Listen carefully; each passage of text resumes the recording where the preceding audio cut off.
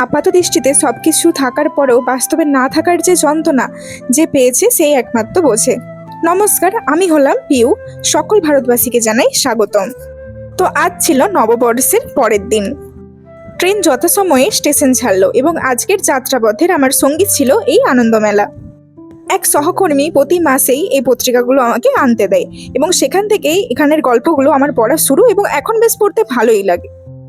অফিসে পৌঁছে আমি বেরিয়ে পড়লাম আমার কাজ নিয়ে। যাই হোক, আজকে পরিবেশটা বেশ ভালো ছিল, খুব বেশি রোদ ছিল না, একটা মেঘলা মেঘলা পরিবেশ এবং এইরকম ওয়েদার আমার খুব ভালো লাগে।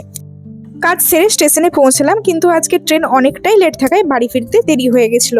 তাই বাড়িতে এসে আর ভাত খেলাম না, রুটি আর সাথে একটু মাশরুমের তরকারি ছিল আজকে।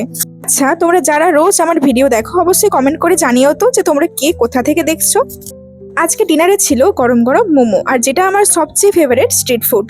এই কটা দিন ভিডিও খুব কম দিচ্ছি আর সেই সাথে আমার পড়াশোনাও ঠিকঠাক হচ্ছে না। আশা রাখছি পরের দিন থেকে একদম ঠিকঠাক ভাবেই সবকিছু মেনটেন করতে পারবো। চলো আজ তবে আসি, সবাই ভালো থেকো আর চ্যানেলটি সাবস্ক্রাইব করো। টাটা।